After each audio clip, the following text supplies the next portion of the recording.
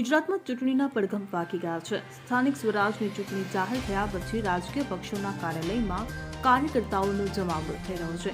રાજકીય પક્ષોના કાર્યાલયમાં ચૂંટણી લડવા માંગતા ઉમેદવારો માટે સેન્સ પ્રક્રિયા ચાલી રહી છે। ચૂંટણીમાં ઉમેદવારી કરવાનો છેલ્લો 1 ફેબ્રુઆરી હોવાથી રાજકીય પક્ષો દ્વારા સેન્સ પ્રક્રિયા શરૂ કરી દેવામાં આવી છે। ત્યારે સ્થાનિક સ્વરાજની ચૂંટણીને લઈ કચ્છમાં ભાજપનું મંથન ચાલી રહ્યું છે। રાપર ભચાઉ નગરપાલિકા સહિત તાલુકા પંચાયતની બેઠક માટે સેન્સ પ્રક્રિયા ચાલી રહી છે।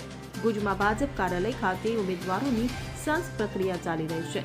જો વાત કરવામાં આવે તો કચ્છમાં તાલુકા પંચાયત અને નગરપાલિકાની ચૂંટણી માટે સેન્સ પ્રક્રિયા લેવાઈ હતી।